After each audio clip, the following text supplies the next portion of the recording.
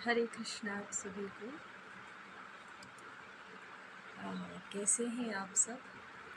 आज हम चर्चा करते हैं आतिथ्य सत्कार पर, यानी आपके घर आए हुए अतिथि को कैसे हम उचित सम्मान दें।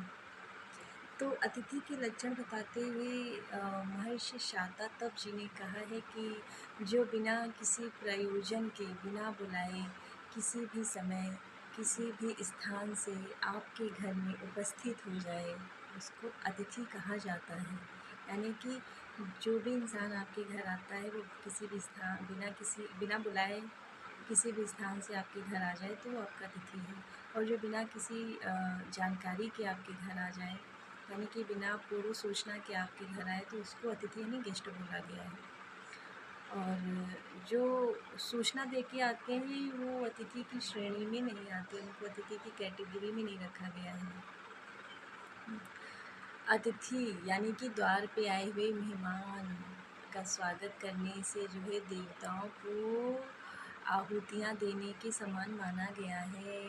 ये हमारे शास्त्रों में भी बताया गया है कि महाभारत के वन पर्व में कहा गया है कि जो व्यक्ति आए हुए मेहमान का घर में चरण धोने के लिए, यानी कि पैर धोने के लिए जल उपलब्ध कराता है, खाने के लिए भोजन उपलब्ध कराता है, रहने के लिए दीपक की उचित व्यवस्था, यानी कि उजाले की उचित व्यवस्था करता है, और रहने के लिए स्थान देता है, उस व्यक्ति को कभी भी यमराज के द्वार यानी कि नरक का सामना नहीं करना पड़ता।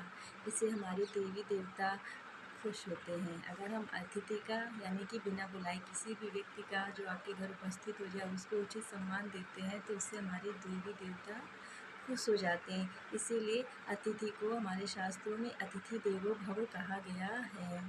अगर कोई भी अतिथि आपके घर आया है और आपके घर से निराश चला जाता है आपके अनुचित व्यवहार के कारण, तो उसका प्रभाव आपके ऊपर देखने को मिल सकता है। इससे क्या होता है कि वो आपके पुण्यों को खींच के ले जाता है और उसके पापों को आपको भोगना पड़ता है। इसीलिए घर आए हुए किसी भी व्यक्ति का अनादर ना करें। उसे पीने के लिए जल अवश्य, यानी कि पीने के लिए पानी अवश्य पूछें, खाने के लिए खाना भी पूछें, उसका उचित सम्मान करें। इससे हमारे घर में हमारे पितर भी खुश होते हैं और देवी देवता भी प्रसन्न रहते हैं और उनका आशीर्वाद सदा बना रहता है। हरे कृष्ण, राधे राधे।